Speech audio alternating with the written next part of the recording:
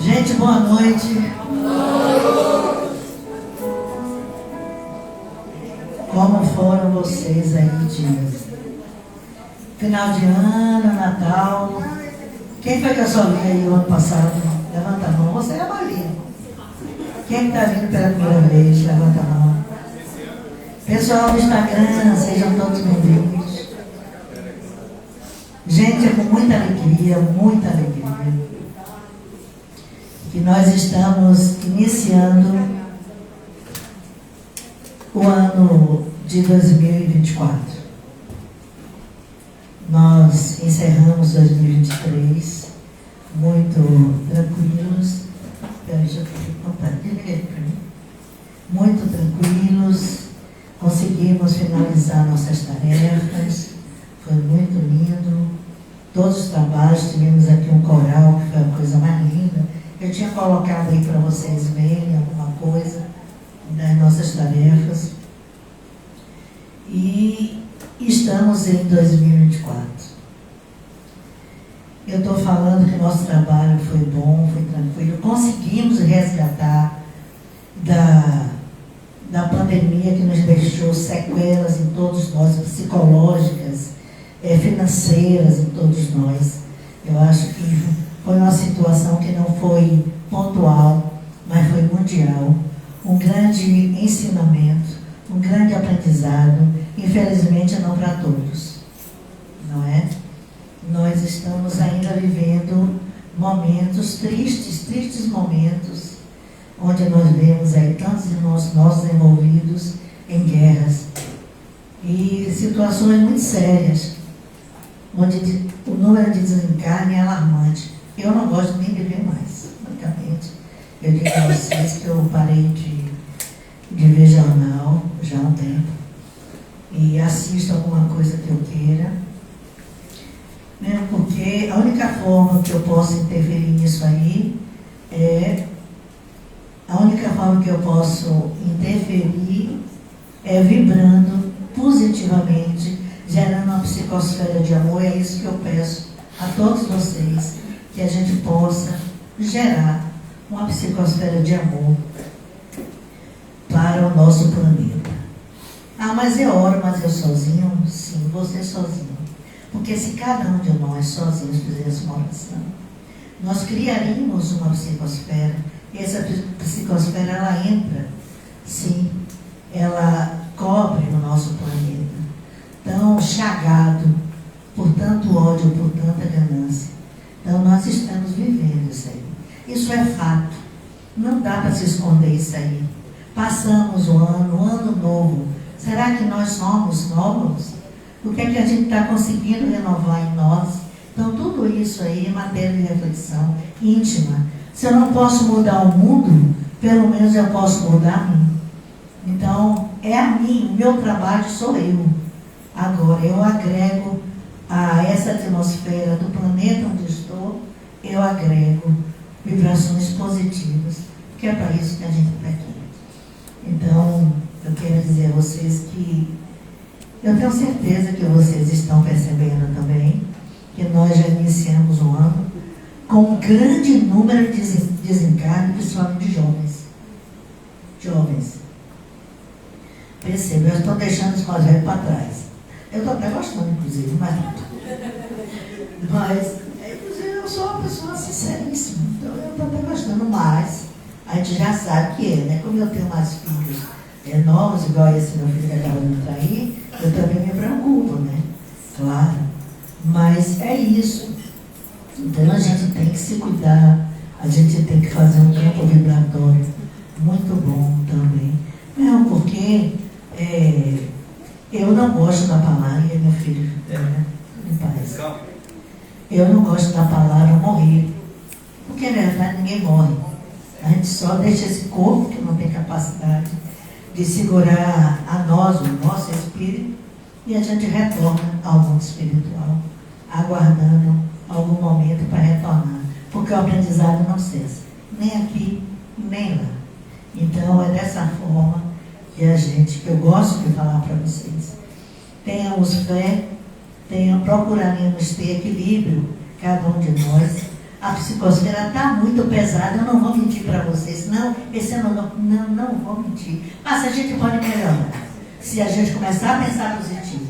Se a gente não entrar, porque, meu Deus do céu, eu fui dar uma olhada no YouTube, as previsões, quem entrar naquelas já vai comprar o caixão para morrer amanhã, porque é uma coisa incrível. É de pandemia mortícia para, né? O céu vai acabar, a internet, meu Deus, a internet acabar é morte. É morte para todo mundo. Meu Deus do céu, o pessoal está entrando nessa. Isso vai acontecer? Vai acontecer.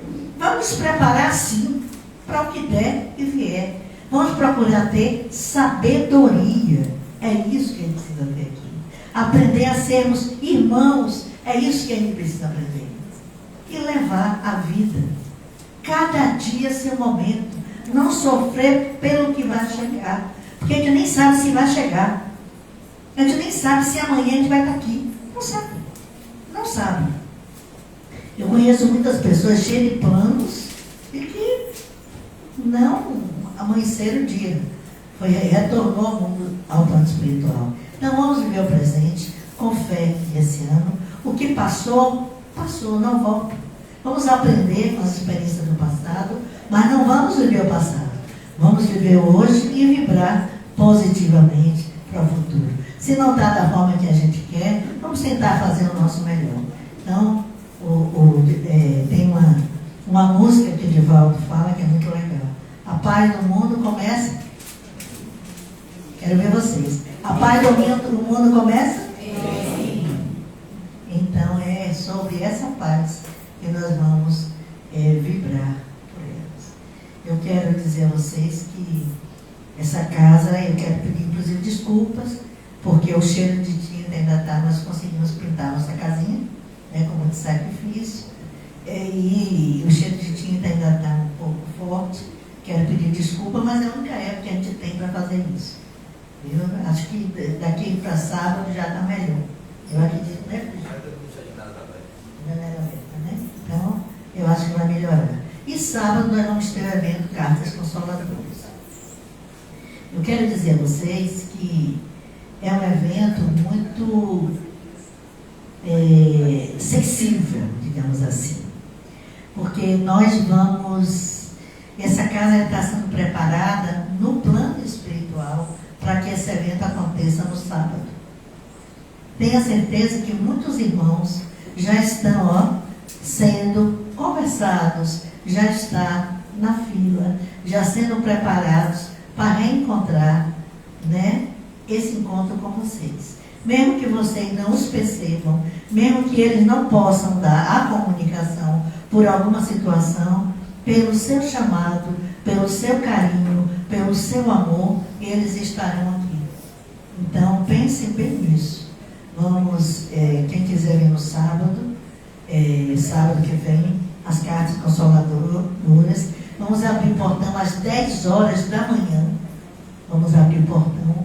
Nós chegaremos, claro, o pessoal aqui da cantina, do bazar, por favor, cheguem cedo, que a gente precisa chegar cedo para receber o pessoal. E a gente vai abrir o portão às 10 e logo depois serão distribuídas as fichas em número de 150. Aí perguntei, na cena chegou que hora, né? Digo, vamos abrir o portão às 10. Mas normalmente quando eu cheguei aqui 8, tem uma fila de quanto, irmã? 50 pessoas. Mas não precisa chegar tão cedo, viu, meu irmão? Não vê 5 horas da manhã, não. Toma mais um pouquinho. Não precisa, não. E aí a gente vai fazer esse trabalho sábado. Eu quero dizer que vai funcionar a cantina, a livraria, a galeria de arte. E daqui a pouco eu vou falar desse quadro belíssimo que está aqui. E daqui a pouco eu vou falar desse. Você gostar desse quadro aí? Então eu vou falar já já. Esse quadro foi o seguinte. Não fui eu que pintei, porque tem outros quadros lá na galeria que vocês podem ver que foi eu que pintei. Como eu sempre falo, eu não sou artista plástico. Eu sou arquiteto e eu gosto de pintar. Então, lá existem alguns quadros que eu pintei e doei para o centro. Não toda a renda ela é destinada para casa. E nas cartas consoladoras do ano passado, que mês foi a carta consoladora do ano passado? Foi setembro. Então chegou uma pessoa que acho que foi até Ana que me ensinar. Tem uma pessoa querendo doar um quadro, não foi? E aí essa pessoa depois frequentou as palestras doutrinárias e ela me procurou, eu sou artista plástica. E eu vou doar um quadro para você fazer uma rifa. Aí quando chegou já nesse final de ano, ela trouxe esse quadro. Eu particularmente achei belíssimo. Achei lindo, acho que quem tem uma parede branca, grande, colocar um quadro desse, vai ser maravilhoso. Aí eu disse, e aí vai vender por quanto? Não vai, a gente vai fazer uma rifa. E aí, paralelo a isso, este bendito irmão A pifou. Esse bendito irmão A pifou. Gente, sem ar-condicionado aqui é impossível. É impossível. Então a gente soa muito, é muito calor, muito quente. E o ar pifou. Esse só não tem condição. Então eu digo, pronto, é a rifa do quadro. Pelo menos ajuda, não vai dar para comprar o ar, mas vamos. Então o que aconteceu? Aí o rapaz assim, aí Rosângela procurou o ar caríssimo. Eu disse, Rosângela, a gente pode pagar esse ar? Rosângela disse, não tem jeito. Eu disse, pois é, então vamos fazer assim, vamos fazer a rifa do quadro e vamos comprar. Mas não vai dar para as cartas consoladoras. Eu digo, tá bom. Como é que vai ficar cartas consoladoras aqui? Que é o triplo de gente que está aqui agora, o triplo. E como é que a gente vai ficar aqui? Aí chamou o rapaz disse, dá para fazer um remendo, que eu não garanto, vocês vão me pagar, mas só garanto os 20 dias. E assim foi feito, está aí o remendo. Está dando para... Está retirando aí? Tá, né? Então, pelo menos 20 dias está com ar. E pelo amor de Jesus, nos ajude. Faça a rifa do quadro, vai ser sábado. Quem quiser fazer. E era R$10, não, R$10 é pouco, né, gente? Um quadro desse. Então a rifa vai ser R$15. R$15 a rifa. E a partir de sábado eu vou trazer. E com fé em Jesus, sábado mesmo a gente fecha. E já faz aqui no sorteador eletrônico aqui. Na hora, e quem levar, levou. Tá certo? Então me ajudem aí pra gente ver se... Eu achei assim, belíssimo o quadro. O que mais eu quero falar? Só isso, né?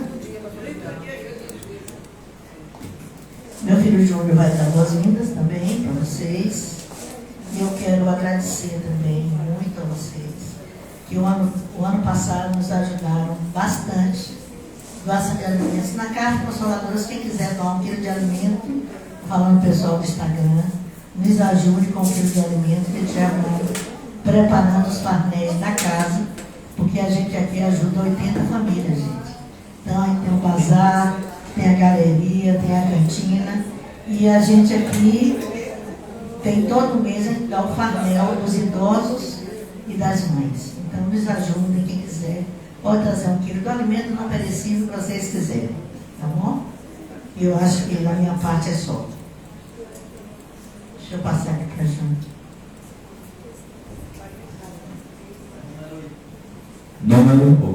Número 87, a gente está meio na dúvida, é Maria Silvia. É Maria, tem um I grande aqui. Quem é? Maria, número 87. Cadê a Maria? Tem Maria não? Veja aí. É Tereza? Mostra para ela. É Tereza? Mostra para ela.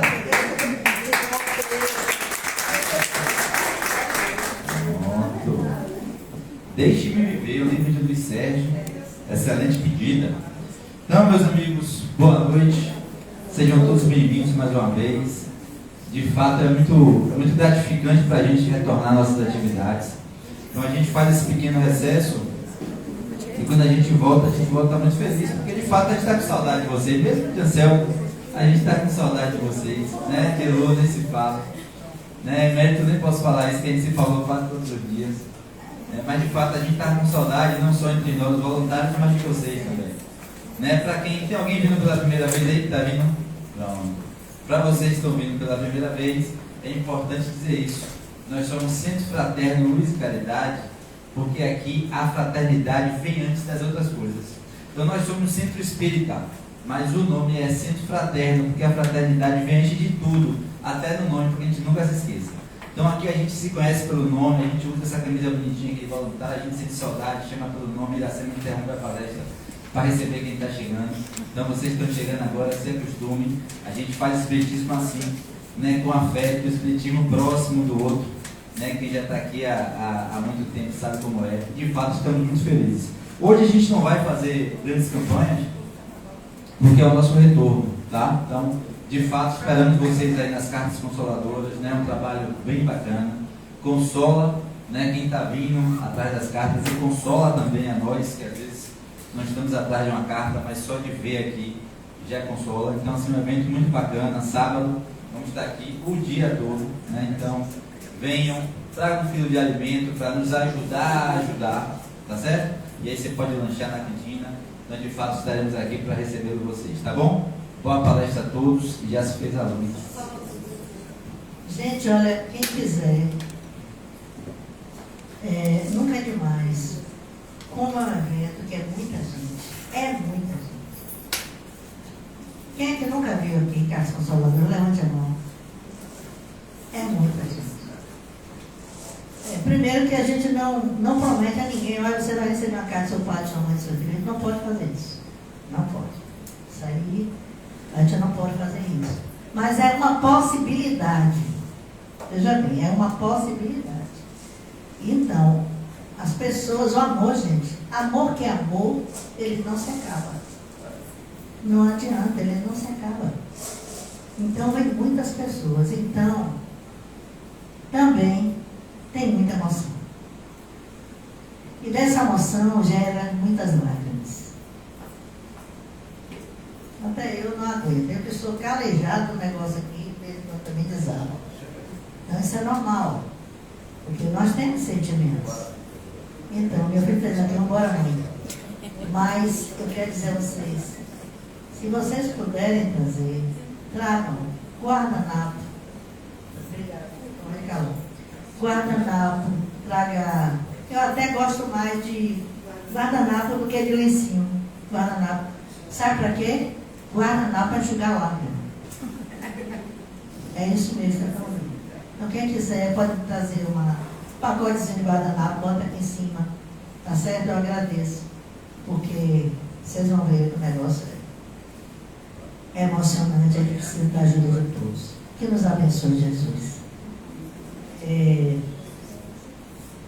Começando a nossa tarefa nesse ano aí de 2024, nós agradecemos a Deus, Pai, Criador da vida, dos universos.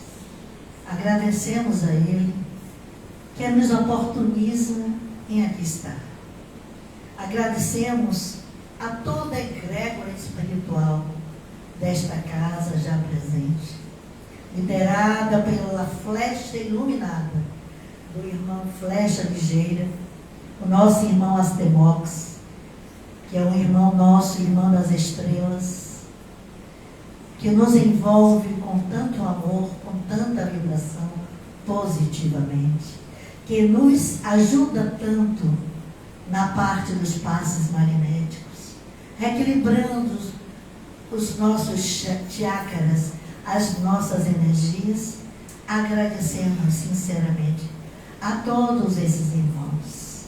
E em primeiríssimo ponto, por que não dizer, agradecemos ao Mestre dos Mestres, Jesus. E a Ele, nesse momento, fecho os meus olhos e peço para vocês me acompanhar, fazendo a prece que Ele nos ensinou, dizendo: Pai nosso que estais nos céus, santificado seja o vosso nome. Venha a nós o vosso reino. Seja feita a vossa vontade, assim na terra como nos céus. O pão nosso de cada dia nos dai hoje. Perdoai as nossas ofensas, assim como nós perdoamos a quem deixeis cair em tentação, mas livrai-nos, Senhor, de todo mal, que assim seja. Dai-nos saúde, equilíbrio, para que possamos levar essa tarefa com auxílio dos mentores espirituais. Gratidão a todos, que assim seja. E assim iniciamos a nossa tarefa de hoje. Primeira palestra do ano de 2024. E hoje nós temos aqui o nosso irmão Francesco. E antes de vocês chegarem aqui, eu estava conversando ali com o Cerqueira, ele disse assim, mas ele cresceu, não é, ele cresceu, pois é, chegou aqui com 13 anos. Pois é, e agora eu passo a palavra para Francisco Duque. Tá ligado, Erasmo? Tá ligado?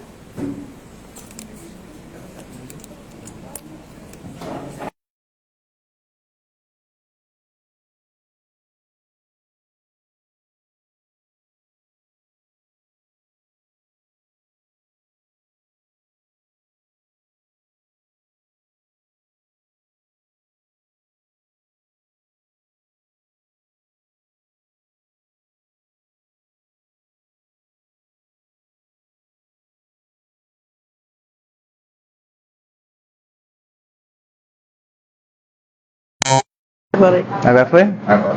Pronto. A proposta de hoje, como Iracema divulgou, cartas consoladoras, o que é e como acontece.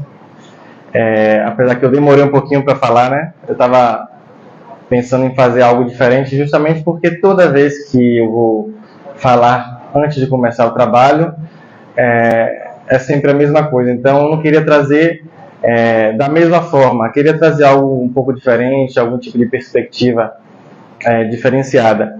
Então, antes de ir para o que eu sempre costumo falar, antes dos eventos, eu vou fazer uma breve abordagem sobre algumas coisas que vão de encontro, né, a esse tema. Quando a gente se depara com esse assunto, né, das cartas consoladoras e, consequentemente, do fenômeno que nós comumente chamamos de morte, os espíritas de desencarne ou desencarnação, tudo que envolve o indizível, as ciências espiritualistas, as religiões, tudo isso tem um lado oculto muito grande. E este lado oculto faz com que a gente acabe fantasiando coisas que a gente sequer conhece. E por que trazer um pouco sobre isso, né? Desde muito cedo, aos 13 anos de idade, nos estudos espíritas, especificamente aqui da casa, eu sempre me deparei com grandes questões existenciais, questões filosóficas, e que até muito tempo assim rondavam em minha cabeça, né? Há pouco tempo atrás, inclusive, coisas retornaram, né? E até de alguma forma me perturbaram mesmo, porque é muito fácil você falar sobre alguns assuntos quando não acontecem com você ou perto de você, mas quando essas coisas se dão de alguma forma, né, não necessariamente no seio da sua família, mas de alguma forma com algum amigo, alguma pessoa que você tinha algum tipo de carinho, de apreço, o cenário muda totalmente. E é por isso que eu costumo dizer que é fácil falar sobre qualquer assunto, desde que, né, você viva aquele assunto. Quando você não vive aquilo que você está falando, é um pouco diferente. Em todas as áreas da vida. Eu via, por exemplo, no início da minha mediunidade, né, antes inclusive de muita coisa acontecer dentro da minha mediunidade, eu já estudava o livro dos médiuns, já estudava o livro dos espíritos, mas você escutar, entender, sem que aquilo aconteça com você é uma coisa. Quando acontece com você, é outra totalmente diferente. Aí você compreende o que é aquilo. E por que eu estou falando desse lado oculto, né? Porque a gente, quando não conhece, quando tem algo que é oculto para nós, a gente acaba projetando algo que, na verdade, às vezes nem é. E quando a gente adentra esse campo do luto, da morte, da religiosidade, sobretudo, é uma coisa muito delicada, onde a gente vê determinadas coisas acontecendo, determinadas falas, exposições, né, expositores espíritas trazendo algumas perspectivas diferentes sobre o mesmo assunto, e é o que eu vou fazer, inclusive, no dia de hoje, trazer uma visão diferente de algumas questões que eu vejo muito por aí. A morte em si, ela é uma realidade. Tem um dizer que muitos falam, né, pessoas até assim, próximas, inclusive, que eu já escutei falando, mas que eu não gosto de ir pela mesma abordagem dessas pessoas. Não é uma crítica, mas é uma forma nova de ver, né? A morte, ela existe. Eu não acho que a gente tem que matar a morte, como muitos falam, temos que matar a morte. A gente não tem que matar a morte. O que temos que fazer é trazer um novo significado para a morte, porque a morte, para nós, é sinônimo de fim. E o que, na verdade, nós temos que fazer é ver a morte como um recomeço, ao invés de um fim. Então, nós podemos sim e devemos utilizar esse nome, porque existe a morte. É um fenômeno que vai acontecer, de fato, com todos nós, né, com as pessoas próximas, e não existe como não ter a comoção, né, diante dos fenômenos da morte, diante deste afastamento físico. Então, por mais que exista a mediunidade, por mais que os médiuns possam travar contato, não quer dizer que também o médium não pode sentir o afastamento temporário através do fenômeno chamado morte. E aí vem uma questão interessante sobre a morte, né? A morte e o livre-arbítrio. Por que o livre-arbítrio, né? Porque a gente vê em todos os momentos de nossa vida, né? Seja nos noticiários, seja em diversos momentos, os mais variados tipos de morte, né? Como a morte se manifesta, como a morte ceifa a vida física. Claro, continuando com a vida espiritual, mas ceifa a vida física. E aí vem os diversos questionamentos, as divagações das pessoas, né? E muitas vezes convergindo, né? Convergindo, com o pensamento religioso. E o que acontece? As pessoas acabam usando uma frase que é muito conhecida no meio espírita de uma forma muito banal. Desde que eu estou no espiritismo, eu e todos vocês também devem escutar, nada é o acaso, né?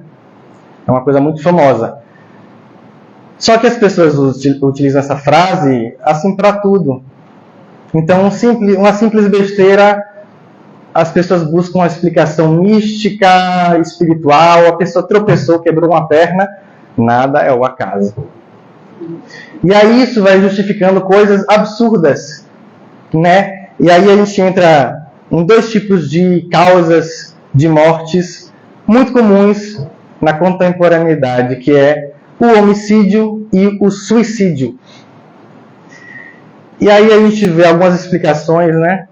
Que as pessoas querem dar, fulano desencarnou por um homicídio devido a uma questão, um débito que ele cometeu numa vida pregressa. E aí, retornando àquele momento que eu falei agora, sobre algo que me perturbou alguns anos atrás, porque eu tive uma amiga que desencarnou de uma forma bastante trágica, e aquilo ficou na minha cabeça, tem alguns anos já. Ela desencarnou na praia, num momento de diversão com a família, com a mãe e o primo, se não me engano. e um sujeito chegou disparando e um tiro pegou nela. E aí eu fiquei pensando, né, porque eu a conhecia, uma pessoa muito legal, que eu gostava muito, e pensava por que ela desencarnou tão cedo, desse modo. E aí me vieram algumas lembranças de um estudo que eu participei há muitos anos atrás, e a gente estava falando sobre algumas questões que ocorrem realmente e que culminam, né, na morte física. E uma resposta que eu tive, que eu achei muito sábia da pessoa que estava presidindo o estudo, que foi: nós estamos num planeta de provas e expiações. E essas são as contingências do planeta de provas e expiações. Quer dizer, nós estamos sujeitos a grandes fatalidades por estarmos num planeta de provas e expiações. As mais diversas fatalidades. E nem tudo terá uma causa reencarnacionista, uma programação espiritual. Porque você dizer que uma pessoa desencarnou por um homicídio porque cometeu algo pregresso é admitir que o assassino veio para cometer o assassinato. É você colocar ele numa missão espiritual onde ele vai cometer um crime. Qual o sentido disso? Tem também outra questão, que, antes de terminar, se realmente a gente aceitasse essa visão de que a pessoa desencarnou por um homicídio dessa forma, então vira uma bola de neve, nunca acaba, né? Porque aquele que desencarnou, né, já teve o seu momento, né, já limpou o seu débito. A pessoa que cometeu o homicídio, na outra, vai ter que vir e também ser morto dessa mesma forma, e aí vai virar para sempre essa mesma história. Ou seja, não tem sentido. E aí também vemos a questão do suicídio, que eu tive essa inspiração talvez em falar, porque o que nós vemos das exposições espíritas é um grande julgamento e condenação do suicídio, a troco de nada. Já cansei de me deparar, e eu sei que, e eu falo inclusive por ter contato com mães, né? Graças a Deus pelas mães que chegam no trabalho das cartas consoladoras e ver a situação delas de perto. E as exposições espíritas que eu vejo, na grande maioria das vezes, espanta essas mães, claro, não só as mães, mas pessoas que tiveram algum contato com essa realidade, do próprio movimento espírita. Porque simplesmente a gente vê um julgamento ao suicida. O suicida vai ser chamado de covarde, vai ser chamado de egoísta porque não pensou nos outros. Agora a pessoa está passando por um processo perturbador e tem que ficar pensando nos outros. Pelo amor de Deus. Isso é uma falta de empatia, uma covardia. Covarde é aquele que chega na frente dos outros falando um absurdo desse. Inclusive, existe um dizer dentro do movimento, não só do movimento, mas especificamente desse trabalho das cartas. Alguns médios adotam esse nome, e eu também gosto de adotar, sobre o acidente da razão. Muitas pessoas que desencarnam pelo suicídio, elas simplesmente têm uma perda de controle total diante daquele momento e cometem aquele ato. Não foi nem uma coisa necessariamente pensada, sabe? É uma coisa simplesmente do impulso, como muitas vezes a gente comete vários equívocos através do impulso, o que é natural de nossa ainda inferioridade. E quando falo inferioridade, não estou falando só do suicídio, estou falando de todos nós continuamos em nossa inferioridade aqui encarnados para trabalharmos essas dificuldades que nós possuímos.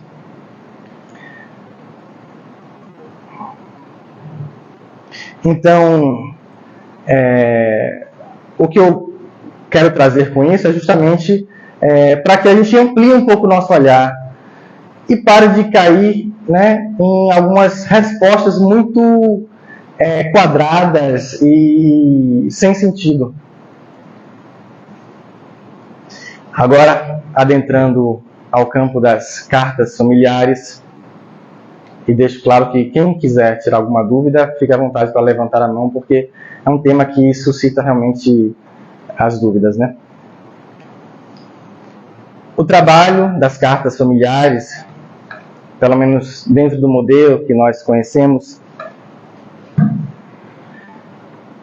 teve como início, através do médium Francisco Cândido Xavier, o nosso querido Chico Xavier, quando ele iniciou na cidade de Uberaba, em específico no Grupo Espírita da Prece,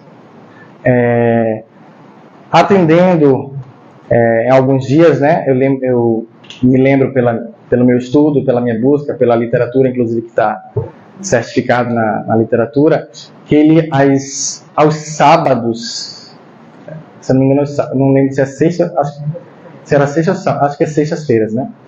Ele participava desse encontro no Grupo Espírita da Prece, e aí ele atendia 60 pessoas que se conservavam em fila, se não me falha a memória, das 14 às 18, e as pessoas chegavam até ele, buscando essas mensagens consoladoras, davam seus nomes, nome dos entes queridos, e depois de atender a todas as pessoas que se conservavam em fila, ele se recolhia numa sala onde ele ia receber o receituário mediúnico de Dr. Bezerra de Menezes, que ele ainda tinha esse trabalho.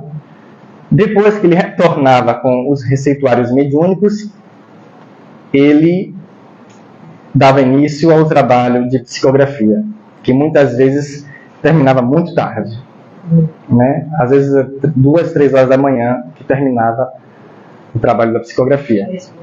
Falei, quem quiser fazer pergunta, porque Ana está com papelzinho na mão, deixa eu escrever. Quem quiser fazer pergunta, Ana aqui está com papelzinho na mão, a pessoa pode escrever, a não ser que prefira só levantar e fazer, né? Melhor, tudo bem. E então, esse trabalho que Chico Xavier deu início, outros médiuns foram se moldando, né, a esse estilo de modalidade que Chico seguia, né, Chico executava. E aí uns foram passando para outros e tudo mais, e caiu, faço também esse trabalho no dia de hoje. Seguindo o mesmo molde de Chico Xavier, com uma mediunidade muito inferior à dele, diga-se de passagem, mas tentando executar com o mesmo amor, com a mesma satisfação que ele também nos ensinou, né? Esse trabalho, como eu falei, ele segue um padrão. Vocês, depois de amanhã, quem estiver aqui, vai ver, vocês vão receber algumas fichas, né? Que vão ser distribuídas. Essas fichas vocês vão colocar o nome de vocês, o nome do ente querido, a data de nascimento e desencarne e o que ele era de vocês. Alguns perguntam até por que esse contato prévio com as famílias. É natural essa dúvida, né? Isso se dá porque, para que eu venha a ter alguma sintonia espiritual, que é o grande fator que vai propiciar uma mensagem ao final, eu preciso ter esse contato com quem tem a ligação com o ente querido. Então, o ente querido ele não se materializa na minha frente com um passe de mágica. Então, as famílias que têm ligação com o ente querido vêm até mim e aí eu trago contato com ele, porque são vocês que trazem o ente querido. É o coração saudoso que traz o ente à sessão de psicografia. E logo depois desse atendimento, eu retorno à mesa para psicografar publicamente.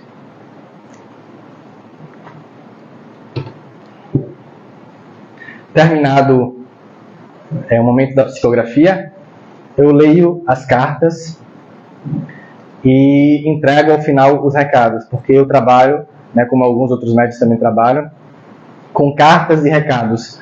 A carta é quando o ente querido de vocês conseguiu se expressar, se comunicar de uma maneira fluida, com alguma facilidade, né? Embora isso tenha não seja uma regra dessa facilidade, porque às vezes mesmo na carta existem dificuldades, mas normalmente ele conseguiu se comunicar de maneira direta.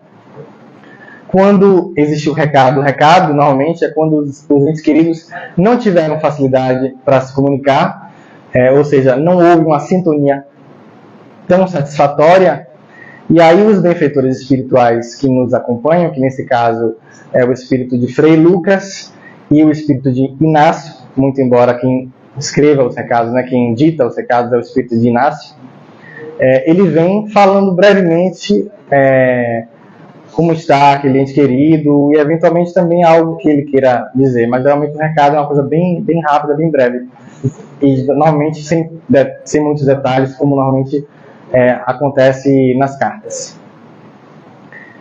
Outro fenômeno que é natural também acontecer desse trabalho é que os espíritos eles tentam reproduzir as suas assinaturas ao final, tanto do recado quanto das cartas.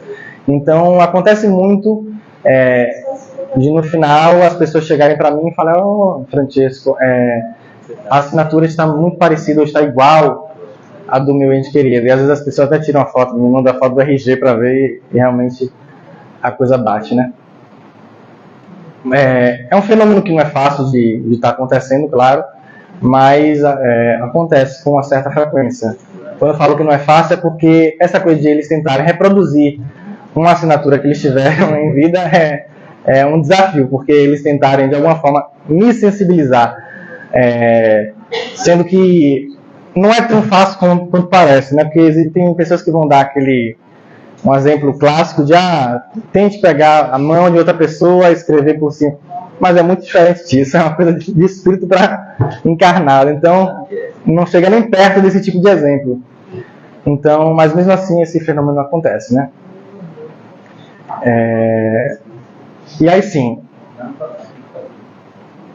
existem outras questões que eu gosto de deixar claro, que são alguns padrões, né? Por se tratar de uma escrita do estilo de carta, então sempre vai ter um formato que é o padrão de uma carta. Então, por exemplo, é natural às vezes algumas cartas começarem com "minha querida mãe" ou algo do tipo. Eu gosto de falar isso porque eu já vi comentários no YouTube de cartas de outras pessoas, se bem que eu não sei nem se era uma carta minha, porque já postaram até coisa minha no YouTube. Mas eu li um comentário que dizia assim: "se me chamar de mãezinha, já sei que não é meu filho." Aí eu lembrei na mesma hora de Chico, né? Porque nunca chegou essa expressão mãezinha através das minhas cartas. Mas com Chico era muito comum. É só a gente ler, buscar na literatura de Chico e das cartas, a gente vê essa coisa de querida mãezinha, até nos filmes, né? E a pessoa simplesmente desacreditar da carta porque o filho está chamando a mãe de mãezinha, é você ignorar todo o contexto que vai ter embaixo daquele começo, né? Que é uma coisa bem assim, eu diria que até ignorante da pessoa, né? Mas compreendo também que cada pessoa tem naquele momento seu entendimento que pode vir a desconstruir essa percepção. E aí sempre a carta vai ser norteada pelo aspecto do sentimento, né? Do consolo. Eu costumo falar, né, com algumas pessoas mais próximas, quando eu estou conversando sobre isso, que a carta normalmente vem assim, né? Vem o consolo e às vezes tem algum dado, né, para poder trazer essa aproximação de alguma característica ou de algum fato ali do espírito. E varia, viu? Varia de carta para carta. Tem cartas que vão ter mais detalhes, tem cartas que vão ter bem menos detalhes. Inclusive, isso eu, claro, sempre vou perceber, né? Às vezes deixa a gente um pouco frustrado, claro, porque a gente quer dar o nosso melhor. Mas, infelizmente, nem sempre depende só da gente, depende de todo um contexto. Por exemplo, teve uma carta que foi tão rica em detalhes, só que não foi nem aqui em Salvador que eu psicografei essa carta. Ela veio tão rica em detalhes e o conteúdo, digamos assim, trazia tanta exposição ao ente querido que eu decidi, no caso, não ler em público. Eu costumo ler em público. Tem essa questão, a gente lê em público também, porque é bom lembrar até disso. Teve uma amiga minha um dia que perguntou por que ler em público. Eu acho, e se acontecer isso? E se acontecer, no caso, algum tipo de situação que tem algo muito íntimo? Aí eu falei, olha, normalmente a gente lê em público porque aquela mensagem vai servir para outros que estão presentes. A gente não faz sessão particular, são sessões públicas. Então, justamente por ser uma sessão pública, todos ali têm direito de escutar a carta. Mas, é claro, tem algumas exceções, tem algumas ressalvas dentro desse trabalho. Esse dia, né, teve essa exceção, que foi a carta de uma pessoa que tinha sido assassinada, e eu decidi ler em particular porque tinham informações muito íntimas. Até o início, eu lembro do início, que eu tomei um susto ali naquele momento que ele começou a falar, né? Porque ele começou assim, querida fulana e querida fulana, que era irmã e sobrinha. E aí ele falou a seguinte frase, eu passando ali, né? O amor de vocês chega para mim tal qual bala atinge o corpo. A diferença é que a bala chega para acabar e extinguir a vida. Já o amor de vocês, e aí ele continua, essa parte eu não lembro, né? E isso me chamou muita atenção, porque eu sabia que ele tinha sido assassinado, mas não sabia como. E aí quando ele fala isso, ele já entrega a forma que foi, né? E aí aquilo ali me chocou um pouco, né? Fora outra informação que chegou durante a escrita, eu costumo falar que eu, por ser um médium que tem um pouco tempo, vou fazer 2 anos de psicografia pública, não sei se em abril ou maio, acredito que em abril. E quem tem pouco tempo de psicografia acaba naturalmente tendo menos recursos do que um médium que tem 30, 40 anos de psicografia. É natural, porque a mediunidade ela se desenvolve com um constante exercício. Até porque a gente, quanto mais a gente está dentro dessa atividade, persistindo, perseverando, os espíritos eles também adquirem confiança da gente. E eu costumo dizer que os espíritos devem ter, coitados, um trabalho enorme comigo. Mas e aí eles acabam trazendo mais recursos para que a gente tenha uma maior fluidez dentro das cartas. E o que acontece? Eu, por ter pouco tempo, tem alguns fenômenos que ainda acontecem dificilmente, né? Por exemplo, alguns médiuns, algumas pessoas que estão aqui com certeza vão saber o que eu estou falando, que já passaram por esses médiuns, né? Então você chega no atendimento com eles, né? E claro, cada um vai dar um nome, né? Alguns vão chamar de acolhimento, outros vão chamar de outros nomes, né? Que é aquele momento que eu recebo as fichas. E aí alguns desses médios, na mesma hora que você chega, eles já falam assim, quem é fulano? Quem é fulana?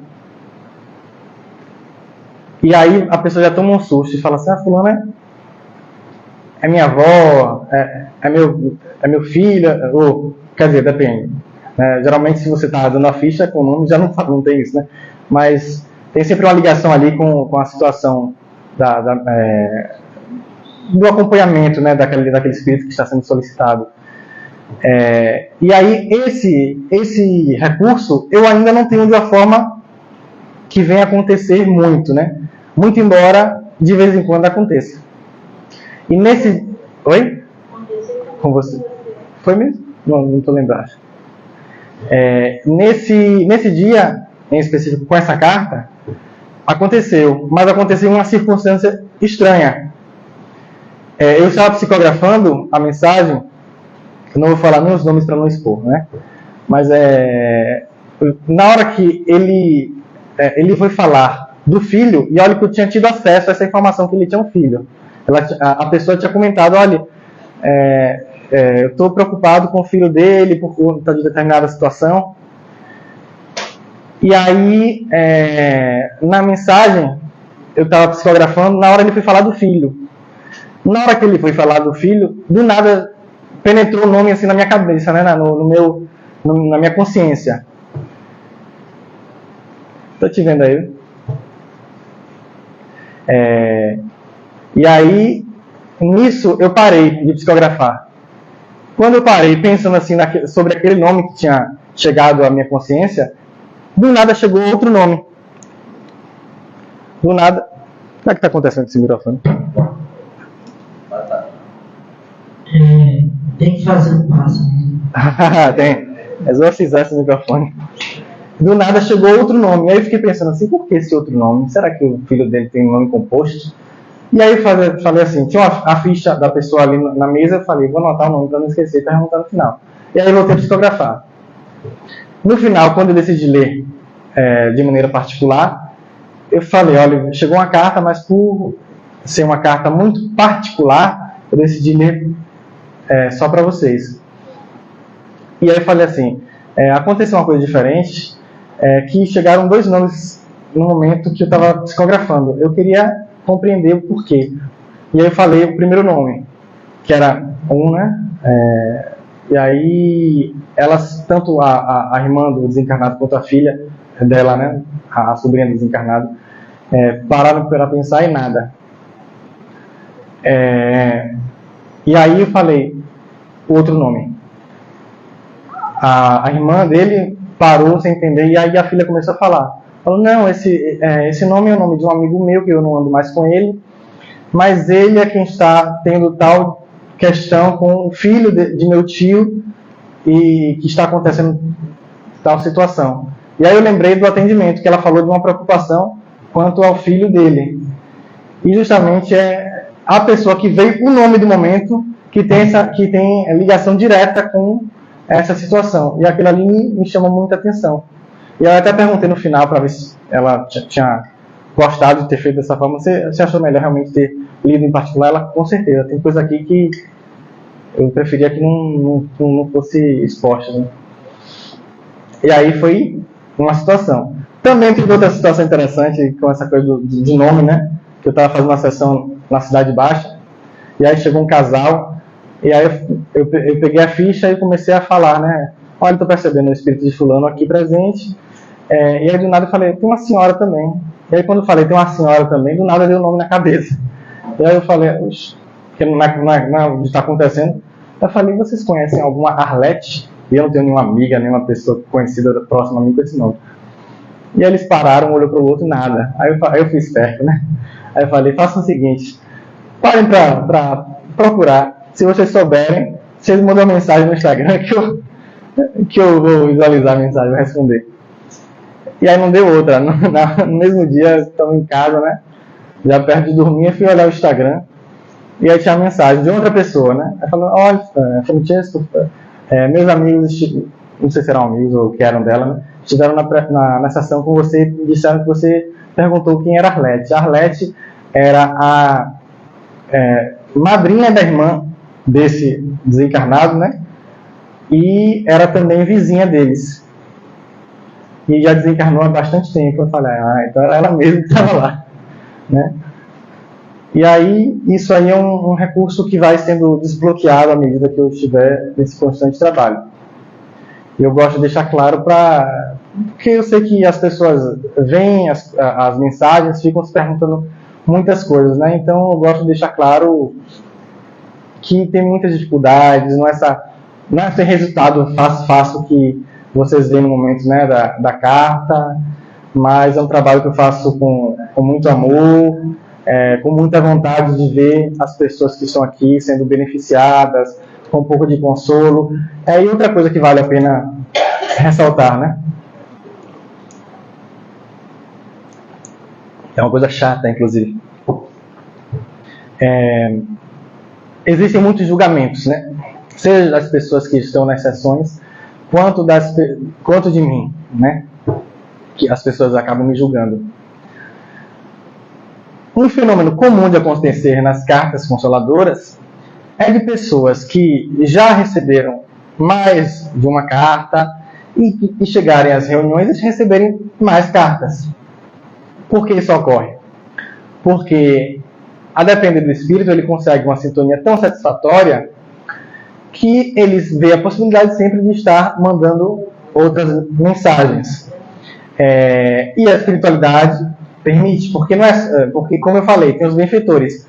se o Espírito mandou a mensagem, os benfeitores também tiveram a parcela de participação, né? Ou seja, eles permitiram que esse fenômeno, né, que essa mensagem viesse. Até porque é bem comum, né? Vocês percebem que a minoria geralmente é que recebe, né? A minoria que recebe, sim. A maioria não recebe. Porque o processo de sintonia, ele é cheio de particularidade. Então, a maioria que chega até mim, realmente não acontece, por vários fatores. E aí eu pergunto a vocês, porque muitas pessoas pensam assim, sempre o mesmo ente querido se comunicando, por que não dá oportunidade a outra pessoa? Vocês perceberam que não faz sentido esse raciocínio de por que dar oportunidade? Às vezes, esse espírito que era para dar oportunidade, às vezes nem tem como se comunicar, devido a algum tipo de questão, sintonia. Então, ficar nessa indagação o tempo todo, nesse julgamento exacerbado, não adianta de nada. Vocês vão julgar a pessoa que recebeu a mensagem, vão julgar a mim, que muitas pessoas, já aconteceu inclusive em sessões, as pessoas trazem algo de que eu tenho algum tipo de... eu estou dando algum tipo de como posso dizer assim, facilidade ou privilégio para alguma pessoa, por algum motivo. Já escutei isso, mas eu expliquei depois que isso não acontece. Até porque tem pessoas muito amigas minhas que não recebem, né? Dela mesma. Na última sessão ela recebeu alguma mensagem, nem carta nem recado. Recebeu? Não, a última não. Dela não. Essa não, foi outra. Eu lembro bem, ela não recebeu nem carta nem recado. Foi outra. Teve uma carta, não foi até de não. Foi outra. Então, ou seja, pronto. Existe tempo, eu vim do sábado. Existe tempo para a pessoa começar de enviar uma mensagem, ou tem que ter mais tempo de enganar? Pronto, essa mensagem é uma mensagem bem, né? Que eu recebo bastante boa, por sinal. Não existe tempo. O tempo é totalmente relativo. Inclusive, eu já psicografei a mensagem de uma criança, né, de 4 anos, que tinha desencarnado com 1 mês e meio. Natural. Então, essa coisa realmente de tempo é muito, muito relativa. As pessoas, às vezes, ficam pensando até porque, você acha que eu devo ir à sessão porque tem pouco tempo, né? Eu falo, não, vá, nunca se sabe. Nunca se sabe, a gente nunca sabe o que vai acontecer, o que não vai acontecer. Pode falar. Eu pergunto agora se você com a Bela. Sim. Decorrendo muito tempo. Muito. Ótima pergunta. É interessante. Tem um... quando você tinha 6 anos de idade. Não exclui a possibilidade de comunicação, não, viu? Não tem... Tanto para um quanto para outro. Não quer dizer que o ente querido não pode se manifestar.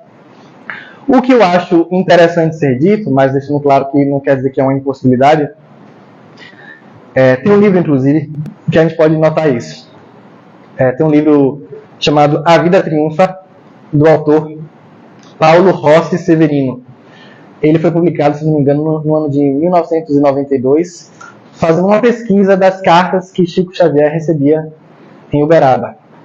E o que percebe-se é que a minoria das cartas eram de entes queridos que tinham bastante tempo no mundo espiritual.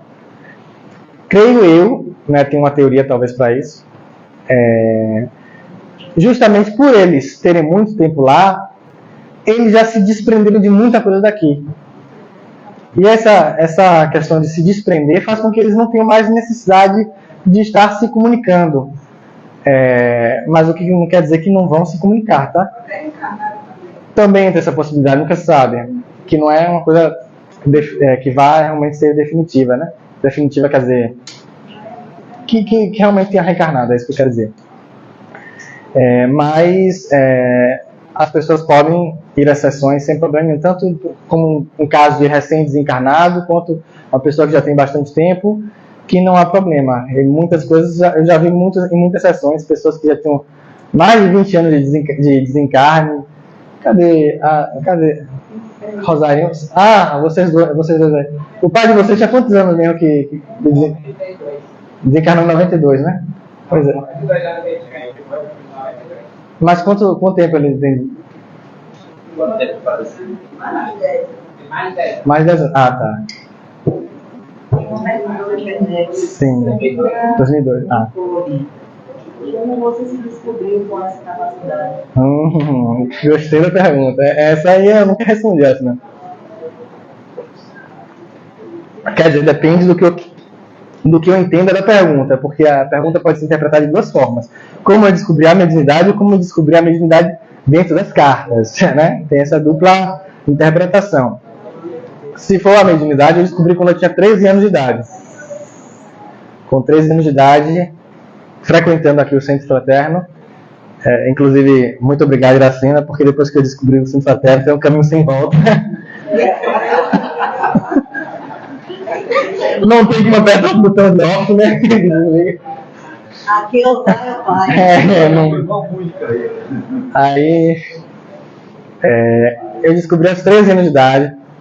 Eu já vinha vendo a aura das pessoas, né? Foi a primeira coisa que aconteceu comigo, né? Que eu vi a aura das pessoas em alguns momentos. Continuo vendo, mas depende também do momento. Hoje em dia, naquela época era muito mais. Na sala de aula, né? Eu via muito, eu ficava disperso. Isso inclusive até os 14, 15 anos de idade, isso tudo eu continuava assim, nessa loucura vendo a aura. Eu ficava analisando, porque no começo a aura eu via ela meio transparente não, tinha uma cor meio esbranquiçada, um branco leitoso, não sei explicar o tipo de cor, assim, mas depois eu comecei a ver as cores, né? Comecei a ver vermelho, comecei a ver verde, e ficava entendendo. Até hoje eu não sei interpretar cor de aura, né? É uma coisa que eu sempre tentei entender, nunca entendi. Mas e aí depois, com o tempo que chegou a psicofonia, né? A incorporação, né? Como muitos chamam. Eu lembro até dessa palestra que eu fiz, que foi uma comédia, né? E a mediunidade dentro, né, no geral, e aí chegou através de uma massagem que eu fui fazer minha mãe, né? Fui fazer uma massagem minha mãe, eu já tinha uns 13, 14 anos, e aí, nisso, eu fui me concentrar, porque até hoje minha mãe tem várias dores, né? Minha mãe, inclusive, foi diagnosticada com fibromialgia, e aí eu naquela época fiz uma massagem nela, me concentrei muito pensando em tirar as dores dela, né? Não prestou porque eu incorporei na massagem. Então, imagine aí, a mãe que nunca tinha visto o filho acontecer um negócio desse, do nada o menino sobe em cima da cama, dá um passo nela, e ela dizia, Pai nosso que estás no céu, santificado seja o teu nome. Quer dizer, eu não lembro desse episódio, ela que fala, né? Ela fala que vai começar a rezar. Mas aí, ela, inclusive, acho que deve ter começado muito naquela época, assim. E aí a coisa começou. Como é que você consegue lidar com essa capacidade, né? Capacidade condição, né? Condição, pronto. Espera que eu segura aí que eu respondo. Deixa eu terminar essa daqui. E assim, aí continuou, e aí, no ano de 2015, de fato, que através de um desequilíbrio mediúnico que eu tive, né? Que o médico que não trabalha sempre vai ter esse problema. E aí comecei a trabalhar aqui nas reuniões mediúnicas da casa e isso tudo parou. Eu comecei a direcionar a mediunidade só para os trabalhos mediúnicos da casa. E aí eu fiquei equilibrado, voltei ao meu eixo, né? E então, as cartas, que foi diferente, eu já via uma facilidade, entre aspas, facilidade, né? De algumas questões, porque eu recebi em alguns momentos algumas psicografias particulares, né, algumas psicografias familiares, e que eu percebi algumas peculiaridades, né, que mostravam que realmente era aquele ente querido, como por exemplo uma psicografia que eu fiquei muito perturbado na época, porque foi que na época foi no ano, acho que não sei se 2014 ou 2015. Tinha uma pessoa que ensinava na minha escola, que ele desencarnou, esse professor, né? e eu tinha ligação com a família dele, porque eles eram meus vizinhos. E então eu comecei a perceber o espírito dele me procurando para mandar alguma mensagem. E aquilo me perturbava, porque tem hora que eu achava que era loucura da minha cabeça. Mas aí quando eu ia para casa e aquilo continuava, eu falei para a ex-esposa dele, né? Se eu podia em algum momento fazer uma dinâmica lá na casa. Eu fazia essas loucuras. Não aconselho, viu, galera? Pelo amor de Deus, não façam isso. Mas eu realmente estava agoniado. Aí peguei uns papéis. No mesmo dia fui para casa dela. Aí falei, coloca uma Ave Maria aí. Peguei uns papéis e caneta, né? E aí comecei. Aí no final, foi interessante. No final da mensagem, eu transcrevi, eu recebi, né, na cabeça que a psicografia comigo funciona muito mais de forma intuitiva, então eu recebo a informação e escrevo rapidamente no papel. E aí veio uma frase no final, né? Um abraço do gordo. E eu achei tranquilo porque eu lembrei de Jô Soares. E aí eu achei tão estranho. Aí só que, ou seja, minha razão falou mais alto. E eu mudei a informação. Isso, né, naquela época, 14, 15 anos.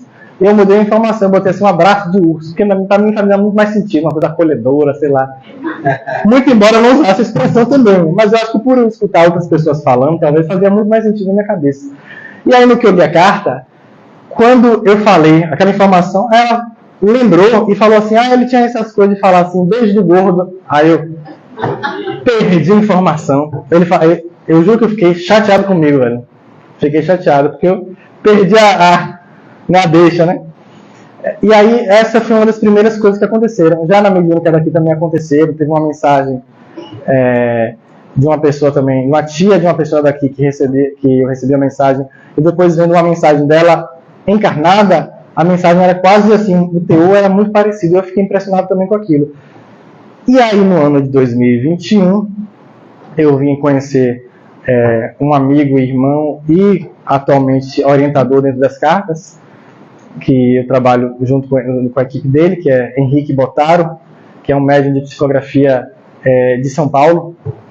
E aí ele decidiu, né, claro, me aceitou, né, me acolheu e me orientou. E alguns meses depois, uns 8 meses depois, me chamou para fazer a primeira sessão pública na cidade de Aracaju. E foi aí que se deu essa tarefa, né, que comecei essa tarefa. Agora a pergunta que você tinha feito, como eu lido? Você lida com essa faculdade? Eu lido muito tranquilamente. Às vezes dá vontade de sumir, dá, mas... Brincadeira. Porque é justamente, como eu brinquei aqui, não tem como apertar um botão para desligar, né? Isso é pro resto da vida. Então, já tem 10 anos essa brincadeira que eu já acostumei. Claro que alguns inconvenientes ainda acontecem. Não estou falando especificamente das cartas, né? Muito embora trabalhar com o público, às vezes traz alguns transtornos, né? Como que você vai sempre ouvir alguma coisa, né? As pessoas vão lhe julgar, vão falar coisas.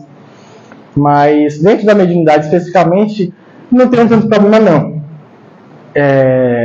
Mas ainda acontecem as coisas. Por exemplo, já me aconteceu de ir na Ordem Terceira de São Francisco, lá no Pelourinho, e aí eu estava na paz de Deus, fui turistar em Salvador, isso acho que deve ter 1 ano, 2 anos, e aí cheguei lá numa sala chamada Sala dos Santos. No que eu pisei o pé na sala, eu já senti uma coisa estranha pesar na minha cabeça, né? Um peso assim, como se eu tivesse, sei lá, não sei explicar assim, um pouco tonto, algo tipo assim, uma tontura bem leve. E aí eu comecei a olhar para as imagens, né, que tinham nessa sala, e algumas sensações vinham, né, o olho começou a lacrimejar e uma sensação de pânico me tomando por dentro. E aí eu decidi sair da sala, por conta que eu sentia que ia ter um ataque de pânico, coisa que eu nunca tive. E aí eu visitei os outros cômodos, né, da ordem. Não sei se pode chamar de igreja, né, porque tem uma parte, não sei que tem esse nome, da Ordem Terceira de São Francisco. E aí visitei as outras partes que não senti o que tinha nessa sala. E aí beleza, saí, curti um pouco no Pelourinho e retornei para casa. Aí no que eu retornei para casa, eu lembrei desse fato, pensei em fazer alguma coisa porque eu pensei que podia ter algum tipo de transtorno. E não tinha certeza que ia ter depois, né? Mas que eu tive, né? E aí, quando eu cheguei em casa, eu falei, vou deixar quieto isso aí. Aí tomei meu café, comi, deve ter ficado no celular, como sempre, mexendo. Aí quando eu fui dormir, eu acordei de noite. Era uma sensação horrorosa de um medo. E a certeza de que tinha um homem, né, do meu lado, olhando para mim. Mas uma sensação de uma energia terrível. Eu conseguia ter a noção, assim, não sei porquê, alguma noção de como ele era, mesmo sem olhar diretamente. Porque o medo era tão grande que eu tinha que eu não tinha coragem de olhar para o lado para de fato encarar ele. E aí eu decidi fazer uma prece, né? E aí fiz uma prece. No que eu fiz uma prece, eu comecei a perceber que eu comecei a entrar num estado de paralisia, né? Que alguns estudiosos até falam sobre pessoas que trabalham com essa coisa de projeção astral e tudo mais, né? Falam sobre esse fenômeno de projeção. E aí, de projeção não, de paralisia. E aí eu entrei nesse estado de paralisia, mas eu não é uma coisa que eu tenho um desconforto, porque tem pessoas que entram em pânico, eu não, pra mim é tranquilo. E aí, fui retornando aos poucos, né? No que eu retornei, né, que eu já não estava mais paralisado, eu olhei para o lado, né? Perdi o medo e olhei para o lado e não tinha mais ninguém. E aí voltei a dormir. Mas então, realmente, existem alguns inconvenientes derivados aí da mediunidade, né? O bom é que quando você tem algumas influências, você tem mais consciência de que está sendo influenciado. A não ser que você esteja passando por um processo de fascinação ou coisa do tipo, que aí a pessoa realmente não percebe tão claramente essa influência espiritual. Mas é basicamente isso. Alguma outra pergunta? Que a gente já está chegando, né? Outra. Além da sua experiência, você só consegue ouvir ou consegue interagir? E também outra pergunta, se for possível. Você consegue tentar ser fiel na descrição da carta do recado, ou você altera ainda as palavras, ou tenta modificar de acordo com o que você recorda? Pronto. No meu caso, eu ouvir como eu estou ouvindo vocês, ou ver como eu estou ouvindo vocês, eu vejo muito pouco. Minha evidência é muito mais mental. Mas eu percebi que mesmo mental tem uma funcionalidade, né? Tem uma clareza muito boa, né? Então eu consigo passar detalhes, mesmo que seja uma coisa mental, né? Isso com o tempo, em específico, com o trabalho das cartas, eu percebi que realmente não era loucura da minha cabeça. E aí o que acontece? Já aconteceu, claro, de eu ouvir, muito embora seja uma coisa que aconteça bem esporadicamente, e de ver, como eu vejo vocês, como aconteceu nesse caso desse espírito que eu não quis olhar diretamente, mas aconteceu também o mesmo fenômeno, voltando de uma sessão de psicografia em Aracaju, onde eu estava num ônibus de viagem, né, retornando para Salvador, e eu estava cochilando e eu via tudo que tinha acontecido na sessão anterior, né? Eu via as folhas que eu tinha escrito, as palavras, até as coisas borradas que às vezes sem querer, né, eu acabo borrando ou rasurando, né, no momento da mensagem. E aí no que eu voltei, assim, que eu fui olhando para frente, tinha uma criança sentada no meu colo. Não sei exatamente que idade ela devia ter, mas ela estava sentada de costas, né, para mim, no meu colo. Eu achei bem estranho, mas não me assustei. Não tinha nenhuma energia perturbadora, né? Quanto a essa clareira tá, se eu altero, assim, eu posso acontecer de alterar às vezes sem querer. O que eu quero dizer com isso? Porque tem vezes que, por eu estar reproduzindo de uma forma muito rápida a mensagem, o espírito quer dizer uma coisa e na hora não me vem a palavra exata que ele queria dizer. E aí eu acabo sem querer alterando, não digo nem a palavra, mas o sentido do que ele queria dizer. Tanto que às vezes quando eu vou ler no final que faço, normalmente eu faço no final o que a gente chama de crivo, né? Eu vou crivar as cartas, olhar, até para no momento da leitura não ficar travando, que é bem chato, né? Mas, e aí depois que acontece isso, eu até vejo se tem alguma coisa que o Espírito falou, que eu escrevi, que na verdade não era o sentido que ele queria dar. Isso já aconteceu. De olhar e falei, não era isso que ele queria dizer, não. Aí eu boto a palavra que faz sentido com o que ele queria dizer. Mas hoje em dia eu tenho mais facilidade de não interferir.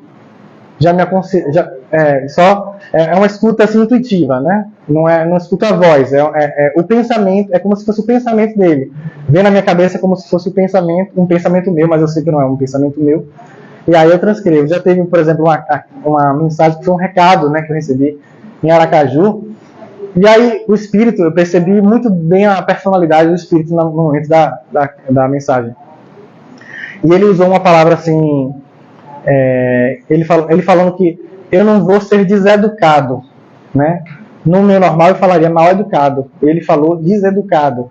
Foi interessante que no final, quando a pessoa leu, né, o recado, aí ela comentou comigo, né? Falou, engraçado, ele usou a palavra deseducado, ele usava muito essa palavra. Então, realmente, com o tempo você vai conseguindo não interferir, né? Não deixando que o seu irracional tome um pouco mais conta de você, que é um problema. A mediunidade, eu diria que tem muito do que não dá na razão, né? Então, quando a gente parte para o racional, a gente começa a acessar a gente e não o espírito. Mas é basicamente isso. E quanto a essa questão do se eu consigo... Foi o que mesmo que você falou? Interagir? Interagir é tipo, ele está conversando e você fazer uma pergunta. Tá.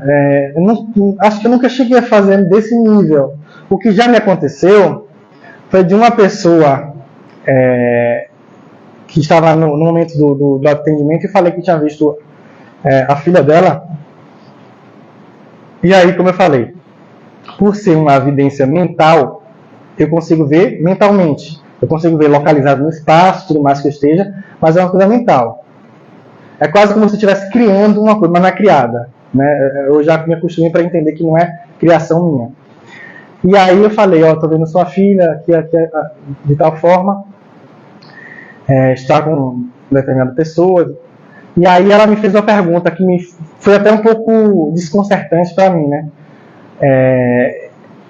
Ela perguntou com que roupa a filha estava. E aí eu fiquei meio sem jeito, porque essa evidência mental, às vezes você tem uma maior clareza, outras vezes nem tanto clareza você tem. E aí, quando ela perguntou, eu pensei assim, vou tentar me abrir mais para ver se eu consigo perceber algo desse nível. E aí eu falei que ela estava com um uniforme escolar, uma farda. E aí ela se emocionou junto com o marido, né? E eu não tinha entendido. Aí depois ela veio explicar a questão dela, que foi justamente porque a filha tinha ido para o primeiro dia na escola, mas depois daquele problema, né, que ela teve, que foi a causa do desencarne, ela não retornou mais à escola. E ela amava estar com a farda. E aí eu a vi realmente, coisa que nunca aconteceu com nenhuma outra criança que eu tenha psicografado, eu a vi com essa roupa.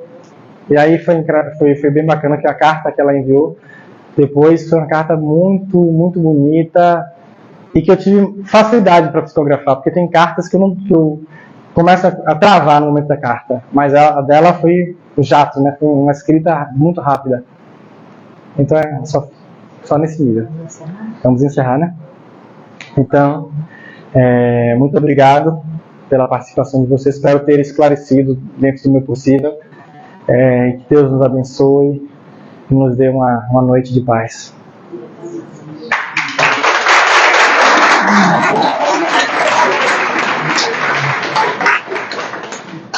Pela importância do tema, eu acho que a gente ficaria bem mais aqui, né?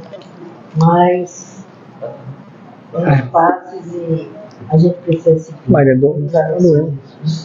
Sábado estaremos aqui, a partir das 10 horas estaremos abrindo os portões e com a luz do Mestre Jesus, nosso mentor professor Gilda, os mentores do Francisco, faremos o trabalho de muita luz.